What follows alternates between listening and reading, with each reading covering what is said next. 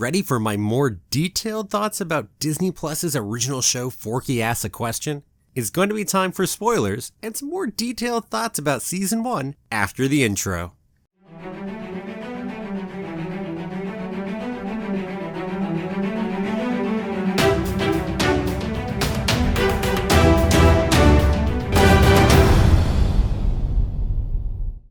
Well, hello there! My name's Jeremy and welcome back to Freeform Disney, where I talk about all aspects of Disney, from the animated movies to the theme parks to Star Wars, Marvel, and Pixar, and the TV shows, and everything else in between. And that is why it's Freeform. And keep coming back every day for new daily content. If you're not subscribed yet, don't forget to hit that subscribe button. Today I'm back with a follow-up to my review of Forky Asks A Question. First off, a huge thank you to the hundreds of you who have watched that review. I figured I'd come back today a little over a month later and give you some more detailed, spoilery thoughts about the show. Oh, and if you haven't seen that video yet, there's a link to my spoiler-free review of Forky Asks A Question in the top right, and also down below in the description. You should probably go watch that one before you see this video, although it's not necessary. In case anyone has made it this far into the video and is somehow not expecting spoilers for Forky Asks A Question, I'm giving you that warning right now. There be spoilers ahead, matey. So in my spoiler-free review, I did give some overall thoughts. I figure I'll just jump into this, start talking about the episodes one by one.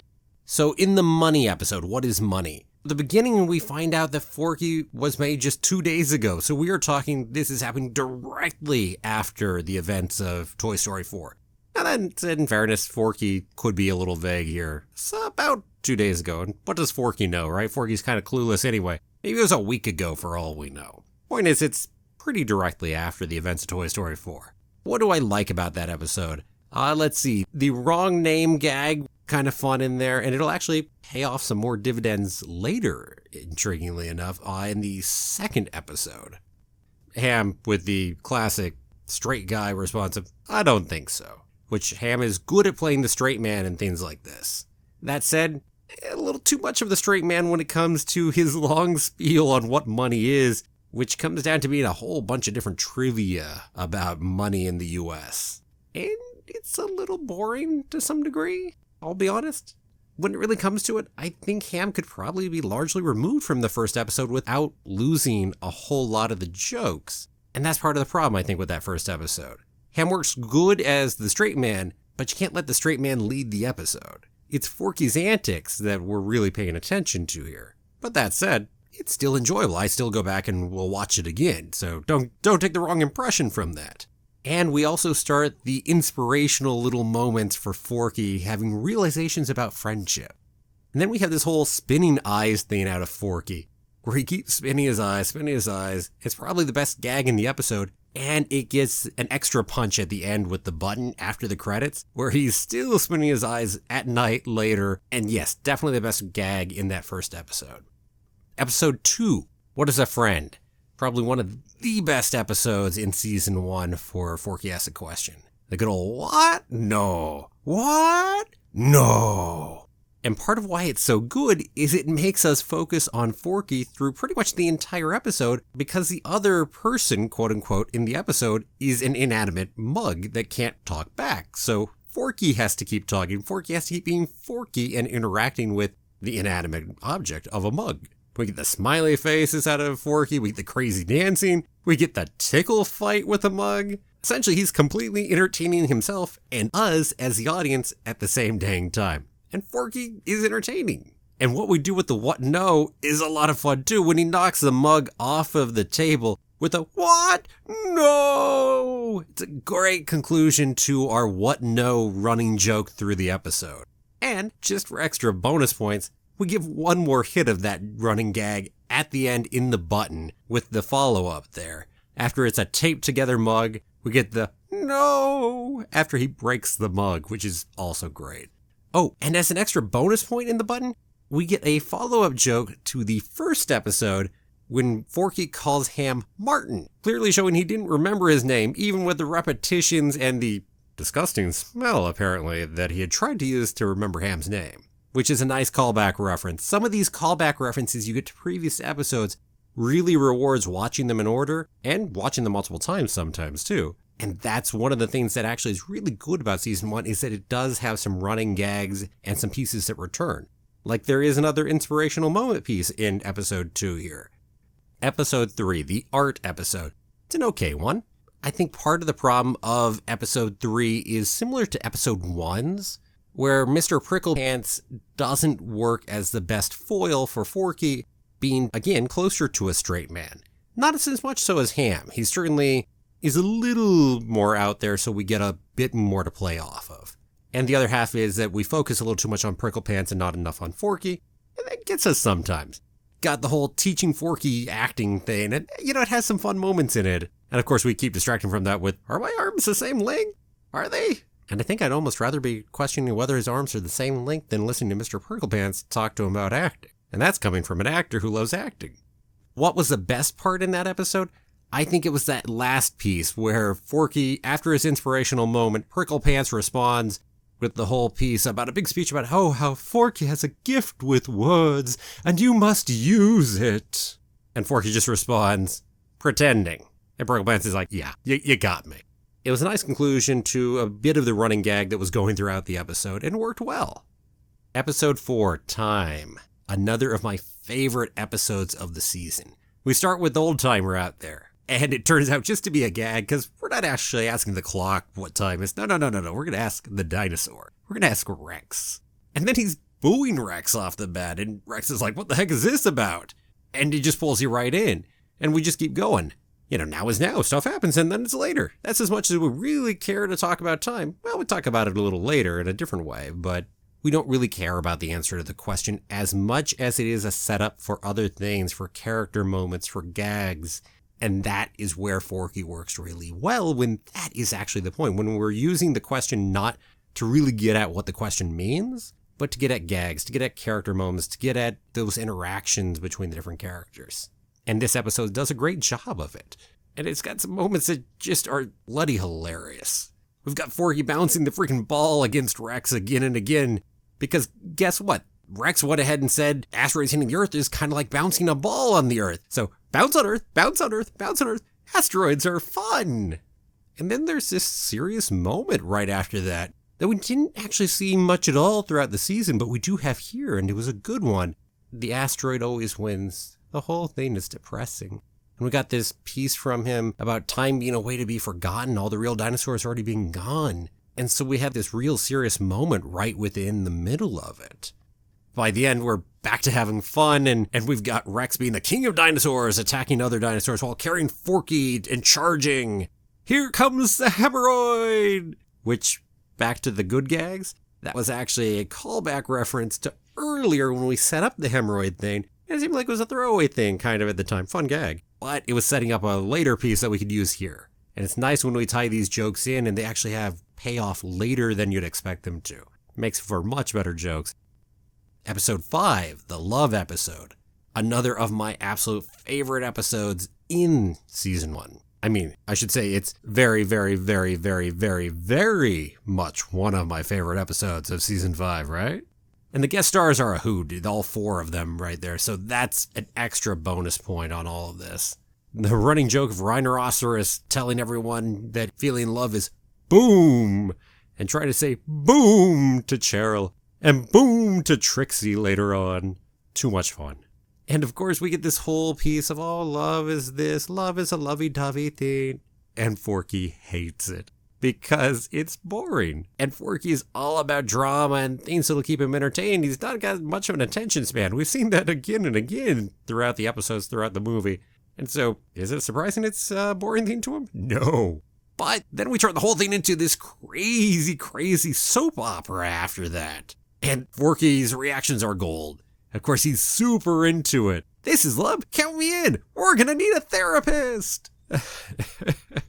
Good times. As I said, probably the funniest episode as a whole. At least for me anyway, I should say. Obviously, someone else might have a completely different opinion than me on everything I'm saying here.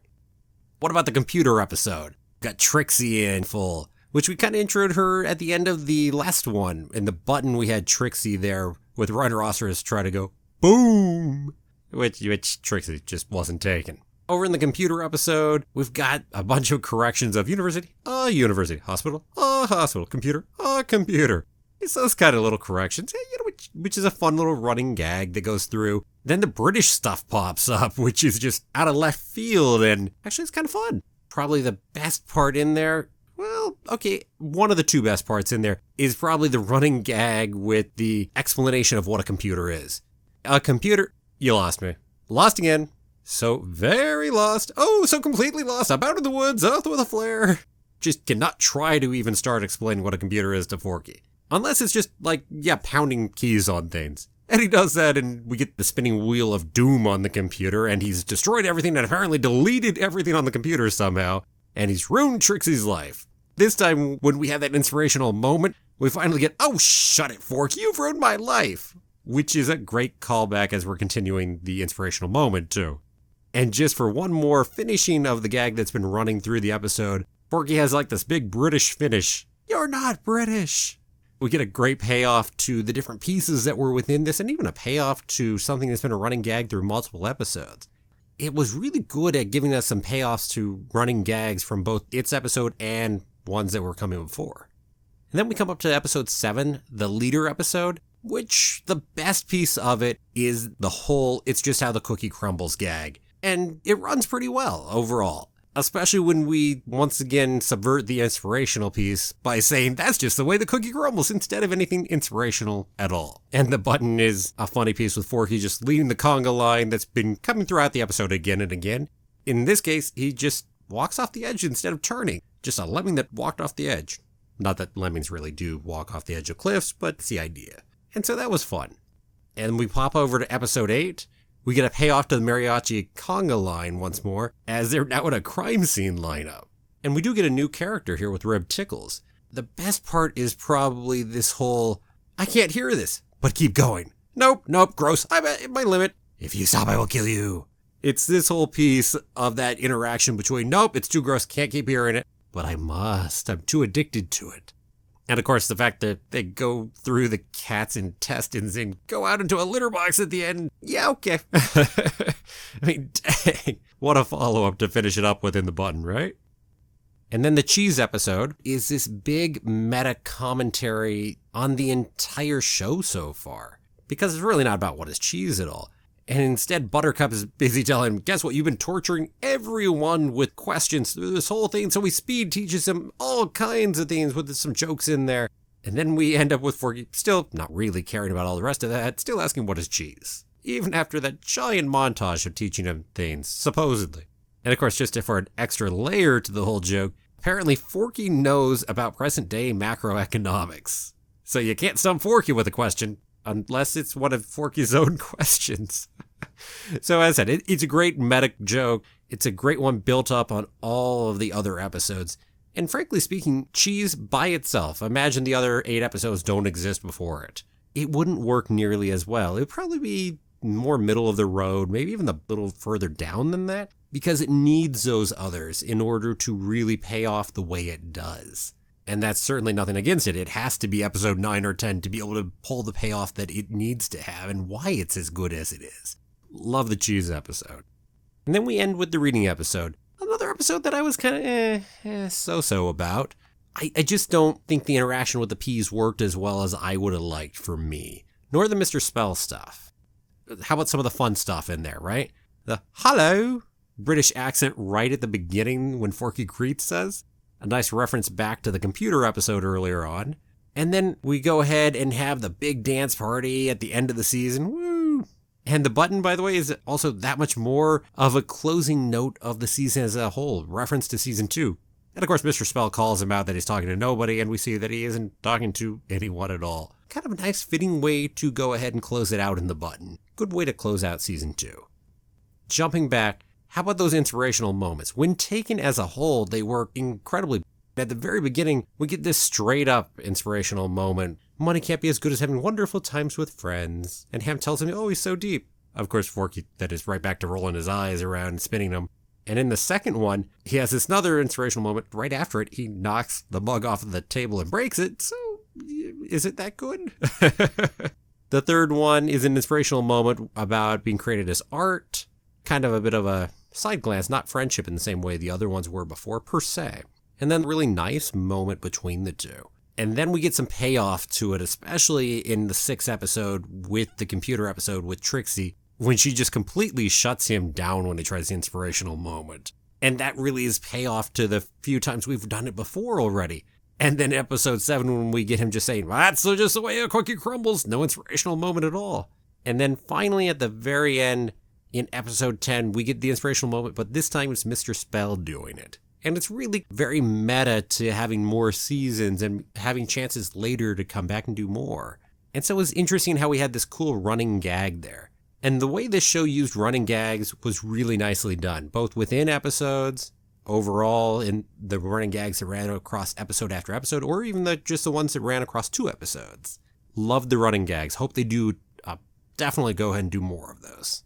And I'm hoping to see some other guest stars that didn't pop up, say, in this one. And I'd love to see some of the ones back again. Loved the show. It was a barrel load of fun. Can go watch it again easily. I mean, heck, it's 10 episodes that are around 3 minutes apiece. You can go watch the whole bloody thing in the length of like a normal sitcom episode. So why not go watch it again, right? I think I'll go ahead and do that myself here after this. And so my end conclusion really is a little uneven at times, which again is not that unusual for a season 1 of most shows. A lot of them are kind of uneven as they're finding their footing and understanding better what they want to be and how to achieve it. So I expect season 2 will probably have that footing a little better even. And hey, considering how much I like season 1, that's a great thing. And we already know season 2 is coming, so hey, not a bad start. What about you? What was your favorite part of season 1 of Forky Asks A Question? And are you interested in me doing, say, some videos on the Toy Story movies or other Pixar movies or shorts? Let me know down below if there's something you're looking for me to do in the future. And thanks for watching. If you're enjoying my videos, definitely please like and share them. It definitely helps the channel out. And make sure to subscribe if you haven't already. I'll see you tomorrow for another brand new video. Have a magical day, and may the Force be with you always.